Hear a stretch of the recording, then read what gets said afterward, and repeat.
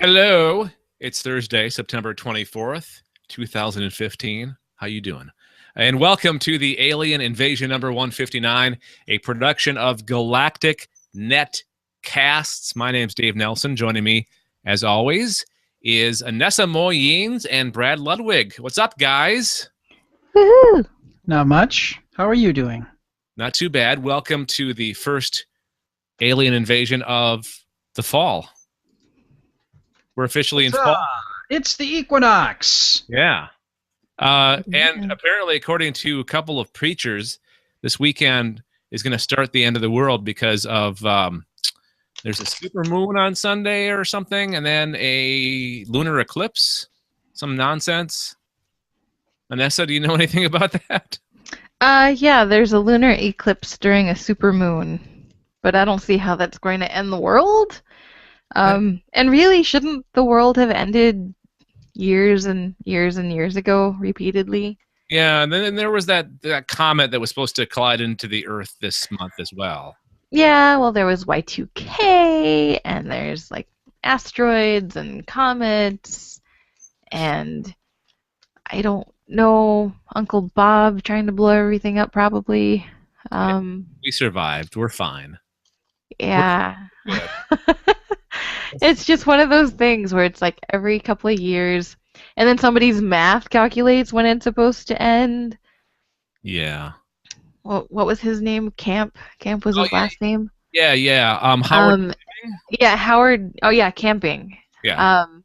And like people genuinely believed him to the point to where like they sold all their stuff and just toured around the country paying for billboards and informing people of when the end of days was coming, and then nothing happened, and they had no money. Yeah. And no home, no nothing. There's some kind of lesson to be learned. That's a teaching moment, right? That is a teaching moment, and hopefully they took away that nobody knows when the world's going to end, so don't sell your crap. But a way that it could end would be by aliens invading our Earth, and that's what we're here to talk about. Not necessarily the invasion part, but of course it is called the alien invasion, so that is brought up once in a while. But we talk about aliens, extraterrestrials, and everywhere they may be, like your science, your sci-fi, on TV, in the movies, on video games, books, you name it, wherever it is, we discuss it here on this podcast. And how we do it is in 3 not so equal parts, because some section might be longer than other. Usually it's the news section that's longer than any other sections, but who knows? You'll just have to find out. Just keep listening. Okay, we do the news, we do the sighting, and then we have the picks. Those are our entertainment picks for the week, what we've been listening to, watching, reading, playing, all related to aliens. Now, before we get into talking about aliens, I want to talk about something else real quick. And this is the last time I'm going to discuss this, at least for now. Well, this particular thing until something else comes up again. But we are having a very special episode of our other podcast, The Alien Invasion, next Thursday, October 1st. Our guest is author Andy Weir, the guy who wrote the novel, The Martian, which the movie, The Martial. It's called The Martial. It's not Martian anymore. It's called The Martial. Brilliant. Yeah. The Martian, starring Matt Damon and directed by Ridley Scott. That's the movie adaptation of the book that Andy wrote.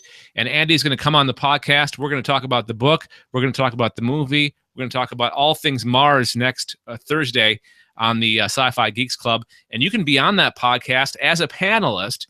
And all you have to do is go to our Patreon page. It's Patreon, patreon.com/Galactic Netcasts, and pledge at least $1 a month. And then up until 11:59 p.m. Eastern Time on September 29th, 29th, you'll be eligible to get in a drawing to be one of those to be that panelist, the guest, along with Andy Weir on the Sci-Fi Geeks Club. So again, it's patreon.com/Galactic Netcasts. And we want to thank a bunch of people who have been pledging this last couple of weeks, including Matthew Ridley. He is from your neck of the woods, guys, right? Yeah, actually, Matt's an old co-worker of mine, and he listens to and enjoys our shows. So thank you very much for that, Matt. Appreciate that. Awesome. A former guest of the Sci-Fi Geeks Club, Robert Scott Norton, pledged to our Patreon. Also, Steve Turnbull, Jackie Hearn, a former guest of the Sci-Fi Geeks Club, Alicia Brenner, Amy Frost, another former co-host or former guest, Jeff Cutshaw, and J.F. Dubois. He's been on many a times. Author J.F. Dubois also pledged money to our Patreon account. What we're doing is we're raising money to cover costs like web and audio hosting and some advertising. We'll throw in some advertising in there as well. Wait, we've got two more. We got Daryl Johnston from the UK. Yes. And also my co-host for the Adventure Party, Glenn Bittner. Yeah. Thank you, everybody, for your pledges to our Patreon, and we'll see who wins that coveted spot on the panel for next Thursday's Sci-Fi Geeks Club. All right, let's move on with the news. Here we go. In the news. Hang on, one more. In the news. All right, Brad. You All are right. first, my friend. I am. I know that last week, I believe that we talked about how people need to calm down, and you're not seeing a lady on Mars, and you're not seeing a crazy mutant crab on Mars, and we know that that's. I hope that we know that that's the case. But there's always other interesting things. For the longest time, people wondered about the face that was found on Mars. One of the pictures that was taken a number of years ago looks like there's a face on Mars, like maybe some ancient civilization had created some crazy huge statue and then tipped it on its back, and then the sand covered everything else but the face. Which, I mean, it's not logical that would happen. It's just not. But now that we have, more rover pictures and things like that, the cycle begins anew. And the question is being asked, has Stonehenge been found on Mars? Oh, I've been wondering that for a long time. Ancient alien stone circle discovered on red planet. Now, looking at this picture, and unfortunately, folks, normally I would, maybe I can share this, I don't know. My computer died, so we're just trying to, I can't do it, unfortunately.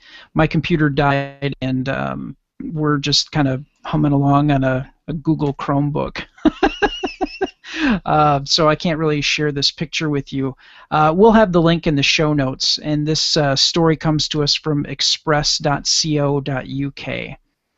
And the geometry on this, and they draw out lines and whatnot and say, well, this looks like it's in a circular pattern, and we've got a squarish area here, which would be for the altar, and then they have a picture of actual Stonehenge next to this picture, so it's a side-by-side comparison. If you look at that picture of Stonehenge, you can look at it, and they're both overhead shots. If you look at these pictures, you can tell that Stonehenge, everything is equally spaced, or it was equally spaced at one time. This picture that they have of Mars, everything's kind of off kilter, and you could draw lines and circles to make anything look like it would be an actual Stonehenge sort of an object, and it's kind of ridiculous. Let's continue on with the story, though, and we'll get the full picture here. UFO hunters are claiming to have made the most significant discovery yet on Mars after finding a version of Stonehenge, in quotes, on the red planet. Against all the evidence provided by NASA, alien conspiracists insist the red planet once held an ancient civilization which was wiped out by a nuclear war. It's called Marshenge, in quotes. Of course. is the latest in a string of so-called discoveries of pyramid-like structures, ancient statues, and other ruins that the ET researchers claim to have found in NASA images on the Martian surface since they began being beamed back by space probes from the 70s. But they do not appear to have been as excited about any of them as the new monolith structure. Scott C. Waring of UFO Sightings Daily said, "This is something remarkable. It's 2 circles of rocks and 1 square in the center." He even claimed to have seen similar structures in other NASA images. He said, "It is always a circle, sometimes with big rocks, sometimes smaller, but always on small hills." YouTube channel Mr. Enigma described the discovery first revealed on Facebook by the page Journey to the Surface of Mars as insane. In the membrane. In Insane in the brain. a video about Marshenge on YouTube, the computer video narrator said, "A perfectly circular platform with a strange cluster of stones emerging from it. It looks eerily similar to what we have located here on Earth in Amesbury, Wiltshire, known as Stonehenge. I know the formation is not an exact match, nor am I saying it is indeed a Stonehenge setup. I am just saying there is something strange about this area, and it looks very much like the mysterious ancient stone circle of Stonehenge." Scott's got a very vivid imagination. You can make shapes out of anything when you connect the dots. Thank you. Connect the dots. Ancient- La la la. Ancient Martian secret, eh? Yes, exactly. There are several theories of what Stonehenge was built for, including ancient astronomy or astrology, as the stones were lined up with significant events in the planet's orbits. The video added, "Just look at it and make up your own mind. Could the builders of Stonehenge have visited Mars, and did they build the same thing there? Or did we have visitors teach us how to build these things and do the same for long-lost beings on Mars as well? Or is this just another face on Mars illusion?" You know, I've about had it with fricking pseudoscience, and Here. because I have to do research for the website all the time, finding stories for the Alien Invasion Files, which is a section on our website for alien-related stories. And we also have the Weird World write-up. And there's so many of these just hokum, freaking stupid, believe anything type of stories. Like there's a website that used to have legitimate UFO sightings on a daily basis almost. And now almost all of the entries are freaking Mars. Hey, it looks like a McDonald's drive-through on the surface of Mars, you know, or whatever. And I'm really sick of this crap. I really am. It's getting a little tiresome. It is a little fun to talk about and poke fun at to a certain degree. But I thought that this was, especially the comments on here, you know, you can, like Anessa said, you can make anything look like anything else. You can draw 2 lines between 2 points or make a circle out of whatever and go, look, it's a significant thing. They obviously have aliens that built these things. And Well, man has been doing that for thousands of years. I mean, just look at the constellations that are up in the night sky. There's not those shapes there, but it's what someone imagined to be just by connecting the dots. Pattern recognition. Exactly. And that's what we do to survive, is we try to recognize patterns, and that carries on to anything else that we do, whether it's looking at a map or looking at the stars. And I mean, I remember when I would work labs and I would have to kind of point out the different constellations in the night sky. Now, I knew what they were supposed to be, but I did not see them like that. And so whenever I would describe them as students, I'm like, okay, so here, you know, if you look at, and even like maybe in which the constellation was supposed to be facing. So we'll take Aquila the Eagle, for example. Now, of course, I don't have a star map or anything to point it out, but the way that I had always seen it drawn, you had like the 3 bright stars in Aquila. That was supposed to be the lightning bolt that he was carrying back to Zeus. And I never saw that as his head carrying the lightning bolt. So the star in the middle is his head, and then the 2 stars left and right are the ends of the lightning bolt, I suppose. I always saw it in reverse, and the 3 stars were like his tail feathers kind of fanning out. So I would kind of point out initially what you see drawn, often, not always. But yeah, and then I'd be like, and now here's how I see it. And then some students would see it one way, and other students would see it another way. It's just a matter of how, like, of interpretation, how it relates to you and what you've seen, your visual, your imagination. And so even if you take like star maps and watch how things are drawn in what direction, you end up with variations. And it's kind of the same thing with looking at these maps of Mars or these images of Mars. You're going to try to pick out an image and be like, oh, well, this totally makes a square. Well, maybe, but it could also make 2 triangles if you drew a line through the middle. You know, I don't know, it's ridiculous. What does Scott Waring do for a living? Does he just look at NASA photos and videos all day? Well, maybe they get enough interest in these that he can make enough money off advertising where he can actually do that for a living. Maybe. That'd be a great job. I would like to look at images all day and use my imagination to think of what I could see, what they could possibly be, and post them online. Do you think there's people that listen to our podcast that just get pissed off? I was just pissed off. Don't believe every little thing, every single piece of crazy news. Probably.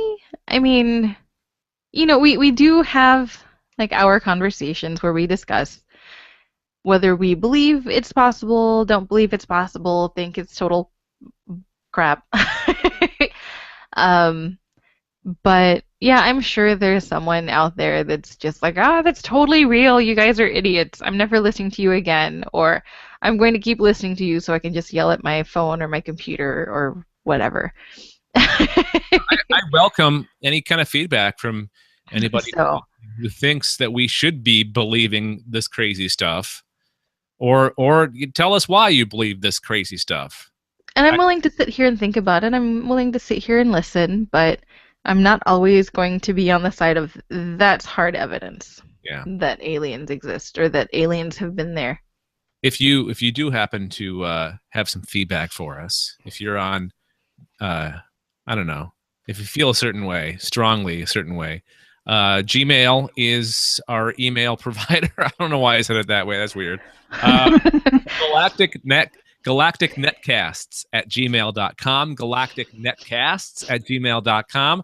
Call our voicemail number, which I went in and updated. Well, I put it back to the default greeting because our personal message on our Google Voice number was like, hey, welcome to Galactic Netcasts, home of the Alien Invasion, Sci-Fi Film School, and Time Traveling Robots in Space podcasts.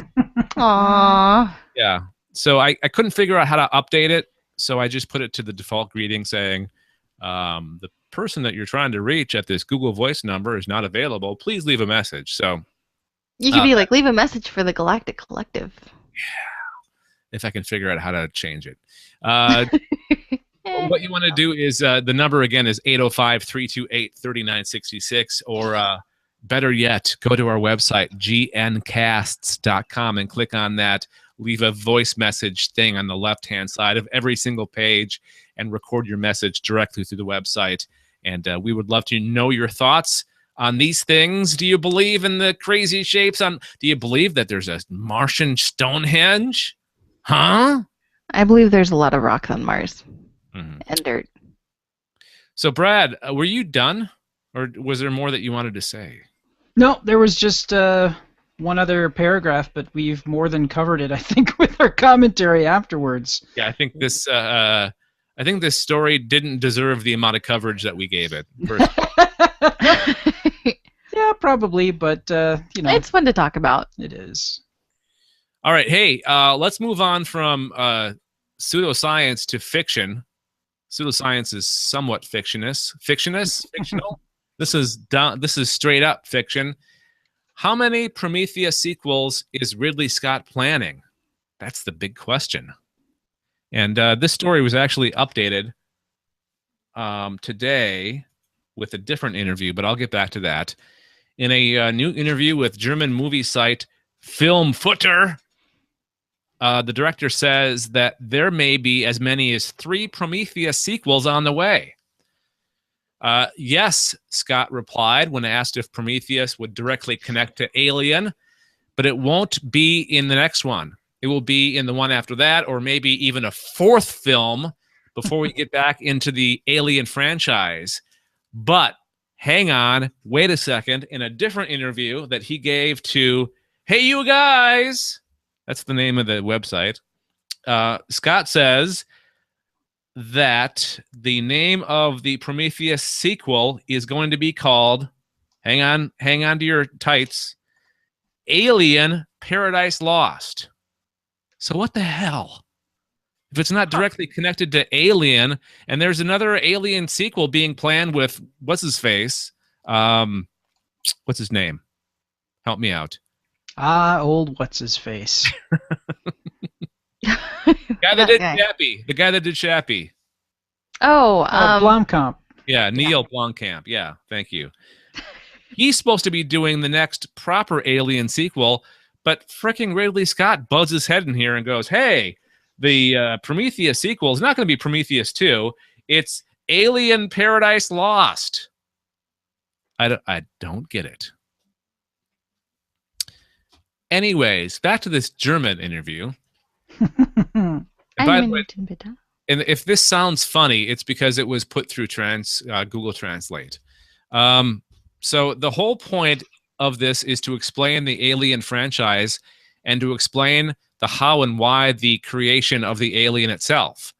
I always thought of the alien as kind of a piece of bacterial warfare, which seems really cool to think about. I always thought that that original ship, which I call the Croissant, was a battleship holding these mechanoid creatures that were all about destruction.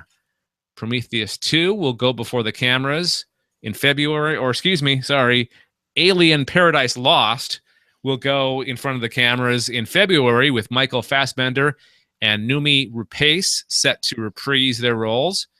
And, the more you think about it, actually, is having the Prometheus name completely out of it makes sense because the Prometheus was the name of the ship, right? Guys? Yes. Yep. And the ship is destroyed. No, it's very true. Huh. The ship that Noomi Rapace was on was that the shuttle from that craft, or was it one of the spaceships that was on the planet that they went to? Do you guys remember? I don't remember, honestly. I'd have to go back and rewatch the movie again, which I want to, but as the director's cut. Yeah. Yeah, that's the one that you want to watch because the original theatrical cut sucked. Yeah, I wasn't impressed by the theatrical cut, but I would watch it again with the director's cut. Okay. But I don't remember, to answer your question. Don't you guys think this is kind of confusing?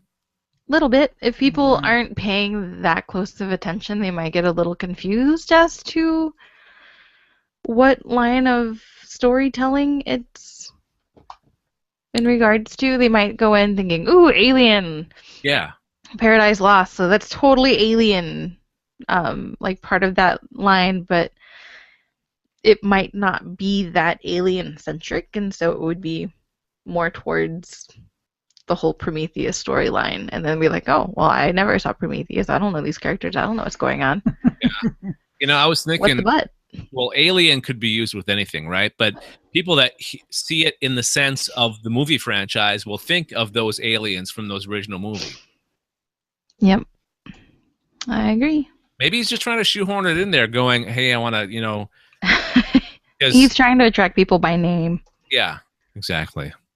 So I guess we'll see what happens. This may be all BS. This may be there may be more to this than we realize just from these 2 interviews. You know how interviews go. People's words get misinterpreted. So maybe, I don't know. Who knows? He may change his mind. You never know. Yeah.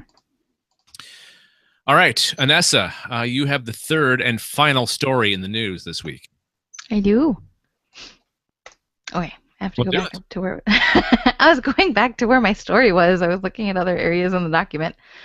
All right, so diversity. Earth is filled with it. I would think so anyway. Yeah. And messages going out into space, some people feel should be filled with diversity as well. Messages sent into space told to extraterrestrials about the nature of humankind should be updated to reflect gender equality and the diversity of life on Earth, scientists say. At a conference in Leeds this week, a group of British astronomers and philosophers who form the UK research network for SETI, the Search for Extraterrestrial Intelligence, agreed to enter a competition organized by the Breakthrough Initiative to devise a message to send out to space on behalf of the world to whoever might be listening. However, discussing the likely content of the message at the British Science Festival in Bradford on Thursday, the need to revise our previous portrayals of life on Earth was raised. Jill Stewart, an expert in space policy at the London School of Economics, pointed to the plaque that was placed on the Pioneer 10 spacecraft launched in 1972. Excuse me. Intended to convey the origin of the craft and to impart information about the inhabitants of Earth, Stewart observed that to modern eyes, the pictorial message presents some issues. The plaque shows a man raising his hand in a very manly fashion, while a woman stands behind him, appearing all meek and submissive, she said. We really need to rethink that with any messages we are sending out now, attitudes have changed so much in the past 40 years. The plaque also clearly portrays the human figures as white, and Stewart added, I would be uncomfortable with sending out any images or messages that include Western-dominated material. The Breakthrough Initiative, organized by Russian entrepreneur Yuri Milner, is a $100 million project to utilize the best radio telescopes to listen out for alien communications. And he is offering a $1 million prize for the best idea for a message to broadcast to whoever is out there. If the UK SETI group wins the competition, they will invest the prize money in extraterrestrial research in the UK. Nice. Yeah, that's totally dead on, too. I mean, it's not... The color of the skin should be somewhat kind of halfway between a mixture of dark and light skin, right? And maybe just make the female more... I don't know. Help me out here, Anessa. Well... As they pointed out in the original plate that was sent out, the female was standing back behind the male, and perhaps if they were standing side by side. I was thinking that. In similar poses, as to not confuse one with being dominant over the other. Well, I've thought about that, but I think maybe they're also trying to give a sense of scale. Maybe. Because having them side by side, because if you look at the thing as a whole, you have large representation of people, and then you've got this smaller representation of the solar system. I mean, if they don't, I mean, you could look at that and go, God, these people are freaking huge. What are these circles? You know, Galactic. Well, I mean, I know that they have like the solar system, and they've got kind of a map, I guess, of where we are. But I mean, they could still have, okay, over here you've got the dominant race of the planet. So here's humans. Over here you have the solar system. Mm-hmm. And then perhaps they could put someone smaller, like to scale, like here's Earth and here's like a person that's like a little dot. I mean, because I mean, there's no real way to portray it. And the other issue is, how do we know that they can even see? Like, what if they get their information by taste, by taste or by audio or by touch? they're not maybe necessarily going to see that. So trying to devise a way to get that information to another species without being able there to like mime everything or point to something or make adjustments accordingly, like you're not really going to know. So I don't know if there's really a great way to do it.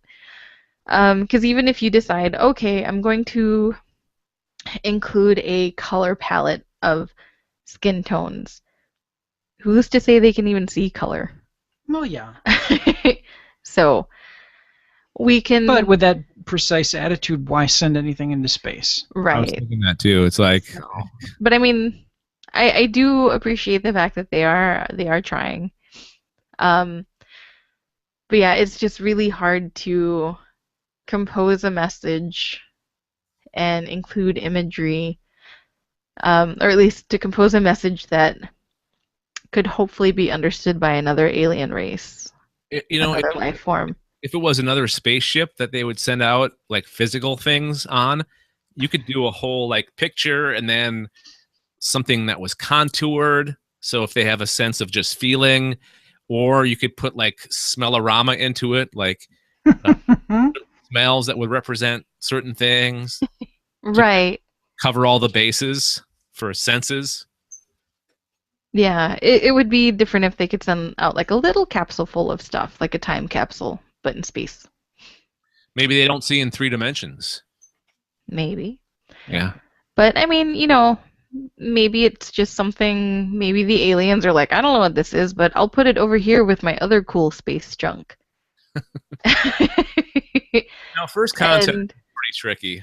It's going to be a thing to. It's very insurmountable. Is that the right word, or is it surmountable?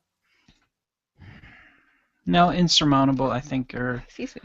it's hard to know.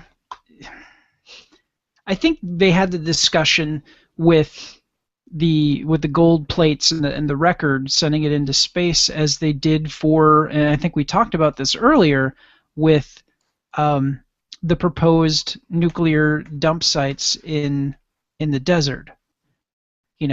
Thinking about the differences in human language from 400 years ago or 600 years ago to now, and then putting and locking up a vault full of very incredibly toxic substances that were going to have to be there for tens of thousands of years before they're safe to even be around. How do you create a language even for terrestrials that is going to be understood 20,000, 30,000 years from now? We don't know. It's kind of the same thing. And how does that work? And then try to put that into an alien reference. We don't know. We do our best, and that's what we did. We did our best, shot stuff out into space, and if something happens, it happens. No wonder the Vulcans were holding the humans back on Star Trek Enterprise from space. You guys aren't ready. There's a lot of factors to think about when you're making first contact. No, Yeah, there absolutely. is. And the article from The Guardian actually goes on to talk about scientists. It says, the dissenting scientists were concerned that we might be drawing attention to ourselves from the wrong sort of aliens. The cliche being invaded by aliens was not really on our minds, but the thinking was that the silence in the skies might be because alien civilizations are hiding from us, and that it might be stupid to attract attention. So there's that. All right.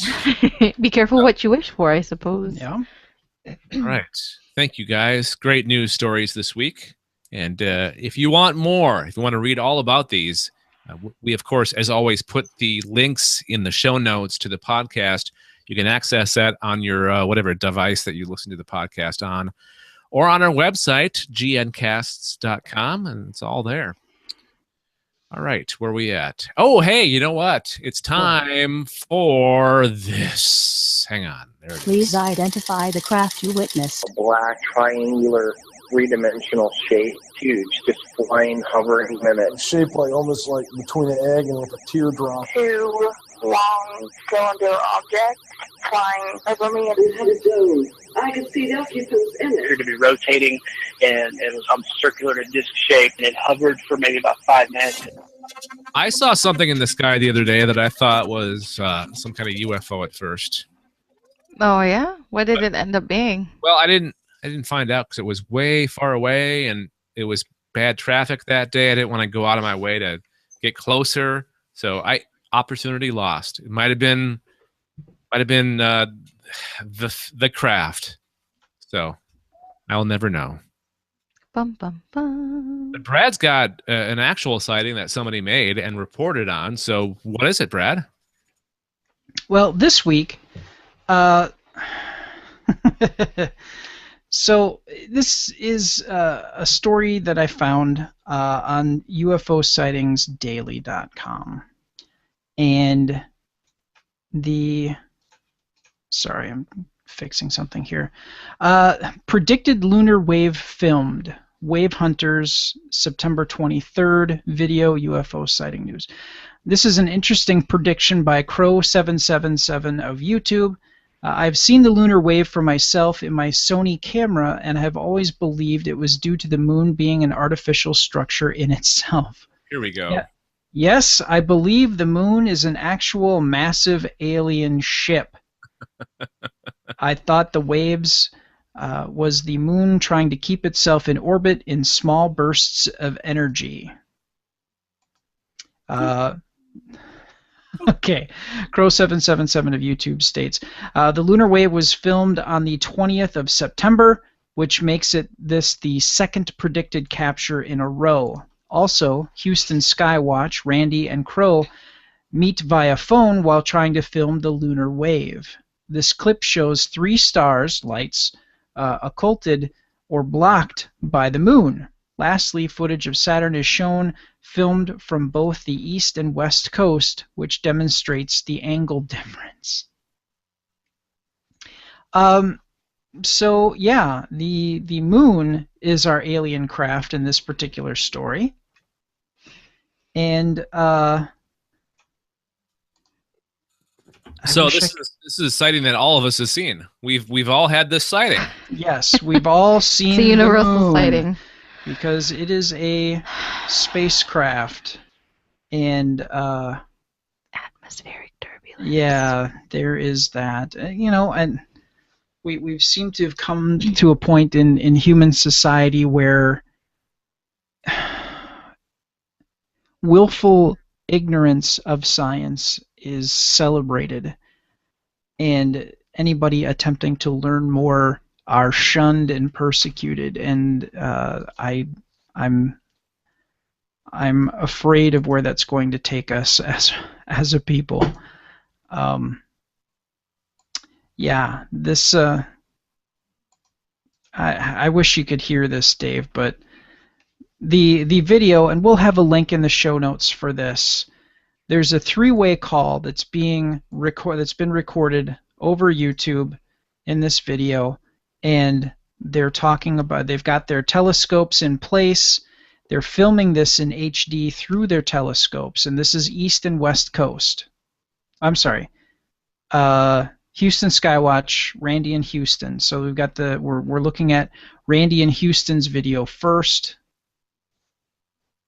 and it's sad. It's sad. So I'm watching the video, and they're showing, at one point they're showing the moon, and you do see some waves, like some ripple effect. I don't think it's necessarily an artifact from the camera, but having worked for an astronomy program and having looked at the stars on an almost daily basis and looking at the moon on a semi-weekly basis,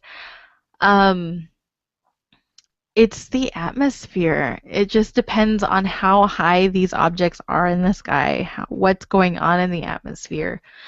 I remember years ago I had someone call who insisted that they were seeing a UFO.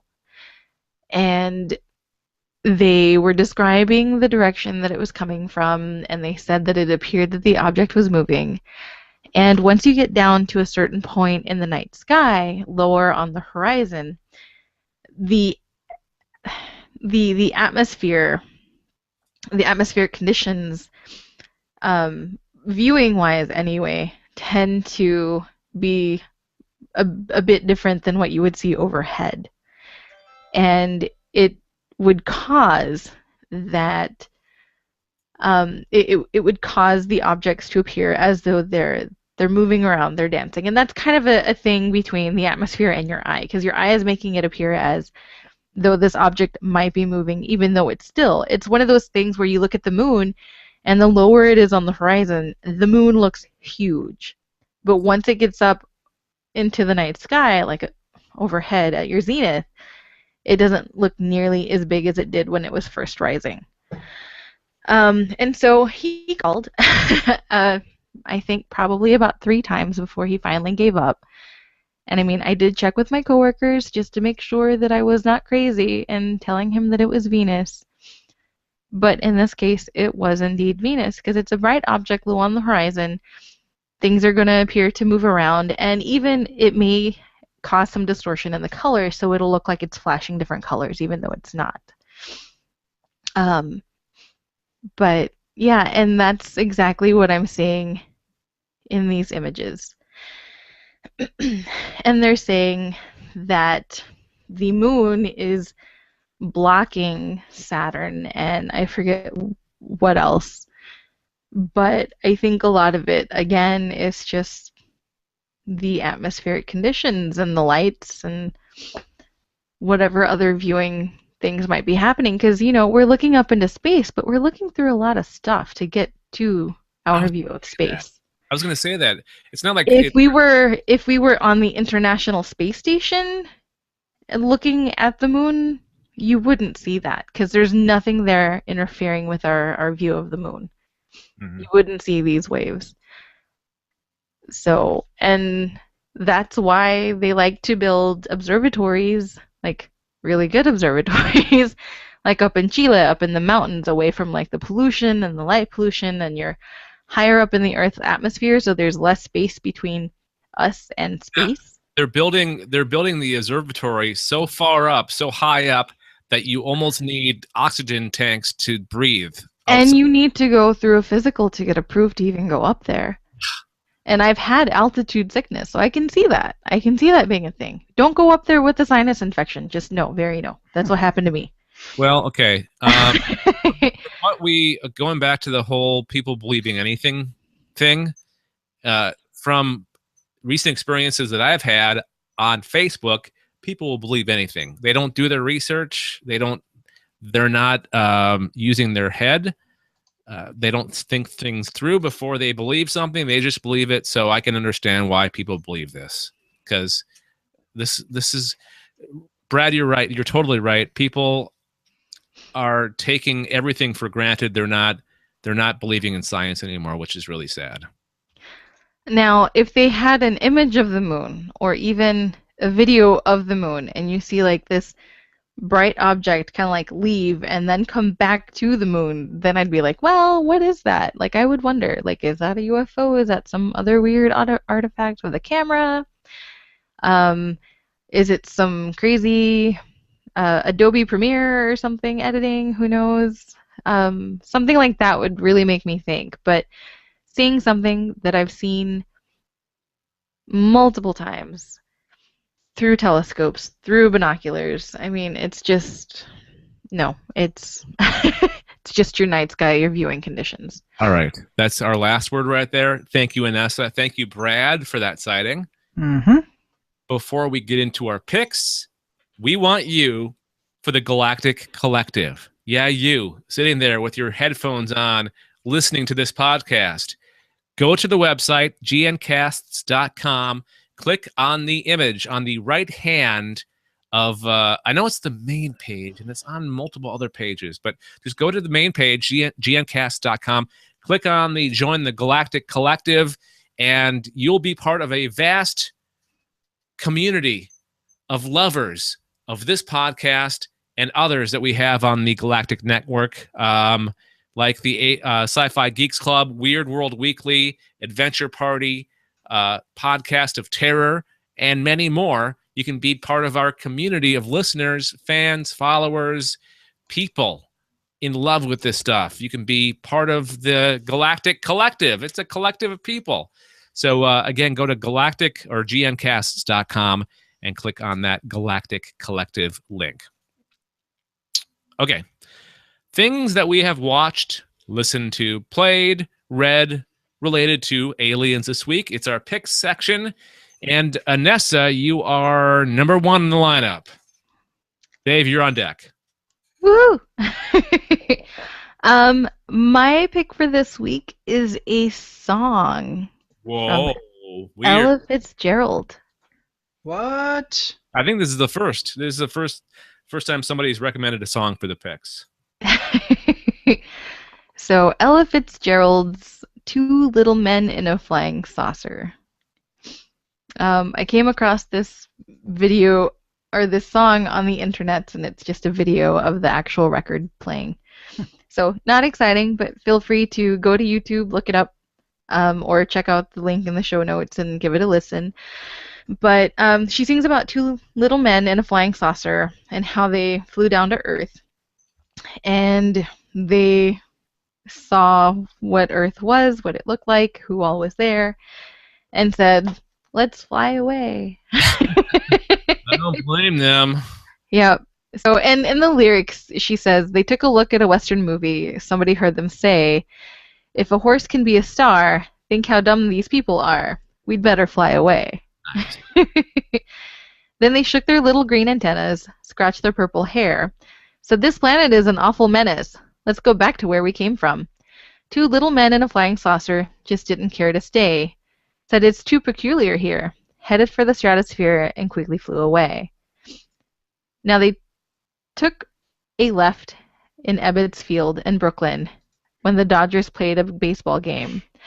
Heard all the screaming, said we must be dreaming, 'cause the planet is insane. During intermission, heard a politician making speeches as they traveled by, but they departed faster than they started, 'cause the holler blew them in the sky. Two little men in a flying saucer flew down to Earth one day, listened to a radio, saw a television show, and said, "Let's fly away." They got their fill of commercial jingles, and they were heard to say, "All the people seem to be living in a nursery. We'd better fly away." Traveled all around space, and once they'd seen us, and let's head for space. We're better off on Mars and Venus. Goodness, what a place to live in. Two little green men in a flying saucer just didn't care to stay. Crossed a crowded thoroughfare, saw the hats the women wear, and quickly flew away, and quickly flew away. So that's the lyrics, and now you can go listen to the song. How did you discover this song? How did you find out about it? I was trying to find a pick, and this came up on a website. I don't remember what website it was, but then I clicked on the video, and I'm like, and it's a nice little upbeat tune, and I mean, if you like Ella Fitzgerald, then you're gonna enjoy this song or that style of music. And the site that I saw this on, someone commented, like, why isn't this in the Fallout 3 soundtrack? And it has kind of that vibe, if you know what I'm talking about. If you've played Fallout 3, to me, half the fun of playing Fallout 3 is the soundtrack. Because it's like old 40s, 50s style music, 30s, 40s, 50s, I guess. And this would fit in perfectly. So, anyway. I'm definitely going to go seek this out and listen to it when we're done. Yeah, you definitely should. I really enjoyed it and highly recommend it. All right. Speaking of the 1950s, that's where my pick comes from. And I think we've discussed things from this radio show before, but X-1. You guys familiar with X-1? I think so. Sounds familiar. It's a spin-off series from X something else. I forget. X+1? No. That's funny. No. Okay. This is from 1955, and X-1 aired on NBC from April 24th, 1955 until January 9th, 1958. Total of 124 episodes, and these are radio shows, by the way. With one pilot or audition story. There was a revival of the series in 1973 when radio was attempting to bring back the old radio drama. It lasted until 1975. Yeah, 1970s, that was a thing because there was the CBS Mystery Theater was launched in the 1970s. I used to listen to that every Sunday night on WCCO Radio 830 in the Twin Cities. So this episode, you guys would love it because there's so many great, like, we're going to go to the moon, and you've got space sickness. You got, but there's another name for it. I forget what it was called, but it's very like something like, okay, think of a World War II movie or TV show, but set in space. Very, very much that attitude. A lot of fast talking. The word nuclear thrown around a lot. The word missiles thrown around a lot, and radiation, and I don't think they really knew what how a Geiger counter worked back in 1955 because it seemed like they weren't using it right. But here's a brief synopsis of this radio program. A strange invisible barrier is frustrating man's attempts to explore the depths of space. 6 expeditions have been lost trying to cross it. Their fate a mystery since no signal can pass through the barrier. It's called No Contact. That's the name of the episode. And yeah, according to this episode, we would have been having interstellar travel for a long time because I think it was in the 1970s they said it, or the 19. They always get it wrong. They always go too close. Yeah. Go more than 3 decades ahead for your far future. Yeah, definitely go more than 3 decades. Even just going a century ahead, I think that's pretty safe. Yeah. I recommend this for a lot of. You've got some time to. Yeah, it gives you plenty of time for the thing to. Bless you. Thank you. For the thing to happen, to actually get, whatever it is. I recommend this for the sound effects alone. There's a point. There's a theremin used in it heavily. There's also something that sounds like the TARDIS coming and going.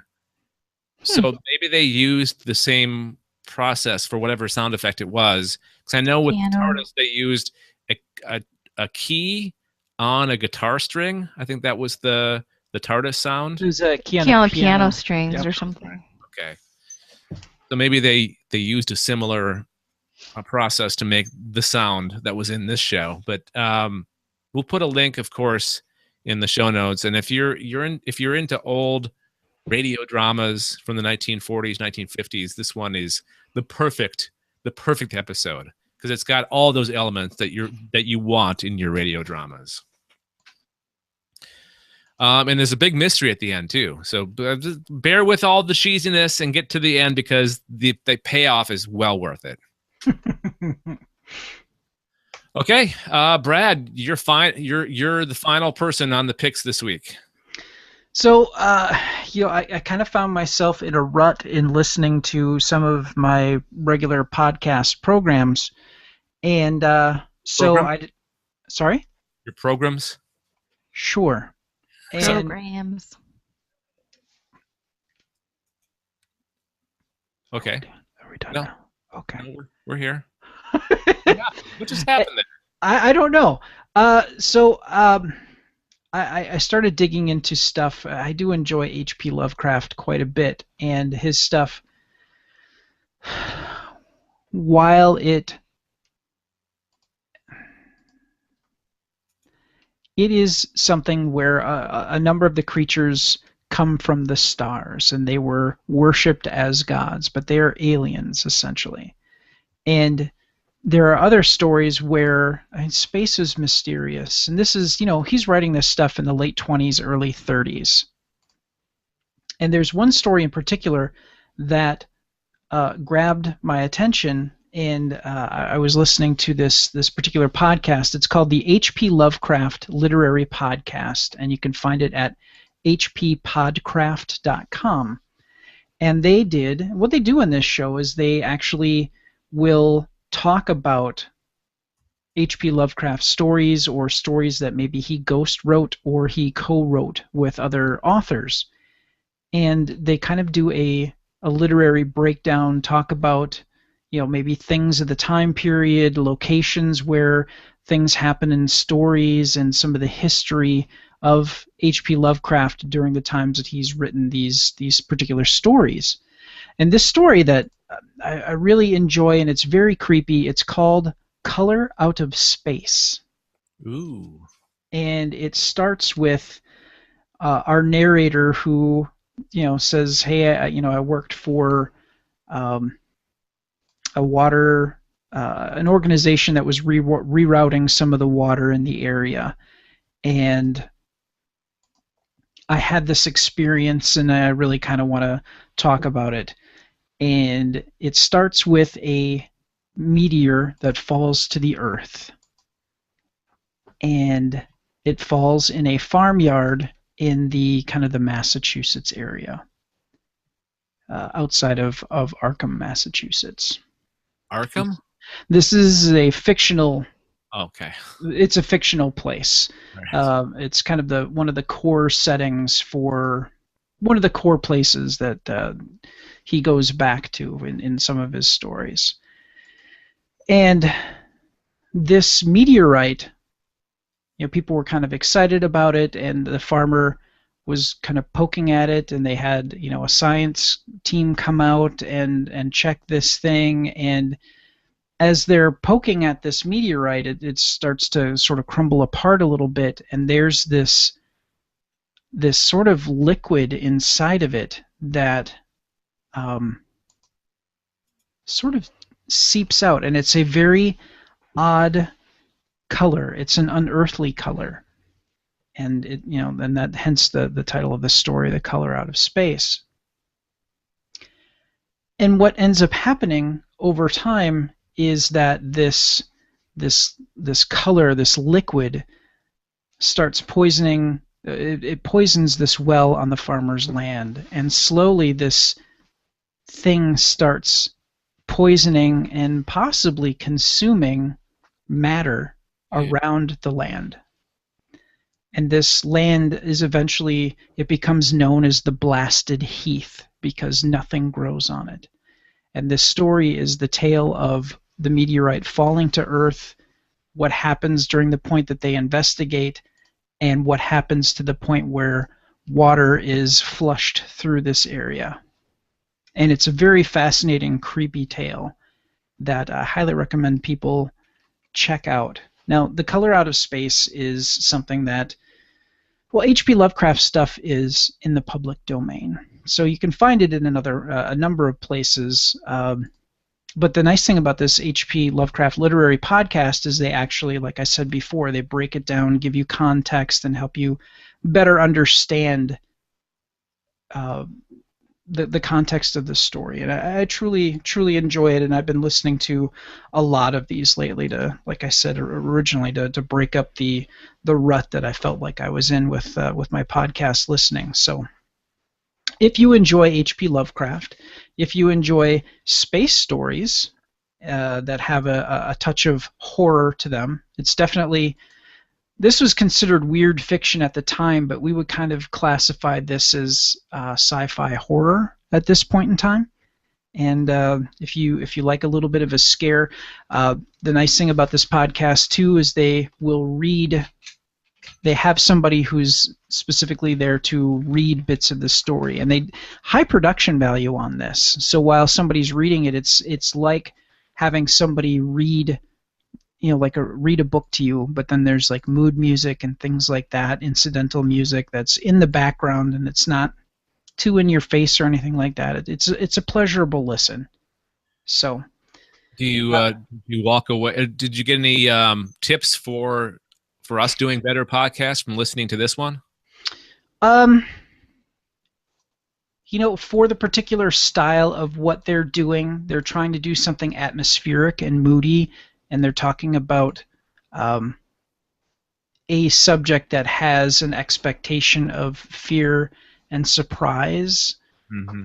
I think that what we do is is good for what we do. I think for what they're accomplishing, their style of doing it works for them. I wouldn't necessarily recommend we have like background music very softly in the background of what we necessarily do. I don't think that would really lend to what we're doing. But okay. The link that I'm going to have in the show notes will take you directly to a page that has, and this is broken down. These are half-hour podcasts, and depending on the size of the story, like what is it? At the Mountains of Madness, I believe, was broken down into 7 30-minute podcasts. And they talked about, they broke it into 7 parts and talked about it in depth. Color Out of Space, the link that you'll find in the show notes will take you to a page to the 2. This is broken into 2 parts because it is a short story. Okay. And you'll be able to listen to parts 1 and 2, get a good feel of Lovecraft if you've never experienced him before, and this could be a gateway for you to listen to more of this and get a good historical background. And it's not dry. The 2 hosts are very jovial, entertaining, and I think that folks would enjoy it. All right. Thank you, Brad. In review, our picks this week were Color Out of Space, the H.P. Lovecraft Literary Podcast. We had X-1, No Contact, and Anessa's was the song by Ella Fitzgerald, 2 Little Men in a Flying Saucer. Go and listen to it now. No, don't go yet, because we do have feedback. Sweet. Yeah. Whoop, whoop. Remember that story last week about Nick Jonas? Him believing, I think it was last week or a week before last. I think it was last week. Yeah, he believes in UFOs or aliens, and he saw actually a UFO sighting when he was younger. Abel Jimenez, who Jimenez, sorry, Jimenez. The J's and H. Okay, Abel Jimenez. Sorry, Abel. Like I have this weird block when it comes to French words.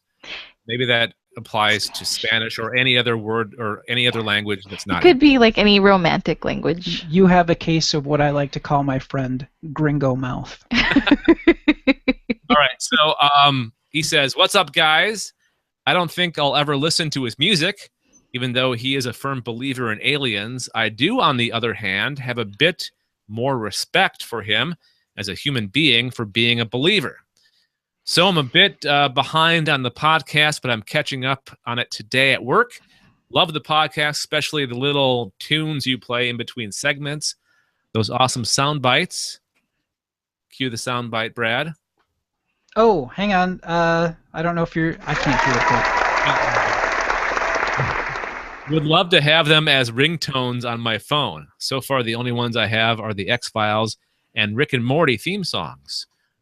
Hoping to have more alien and UFO encounters. Cheers, Abel. Thank you, Abel. Thank you.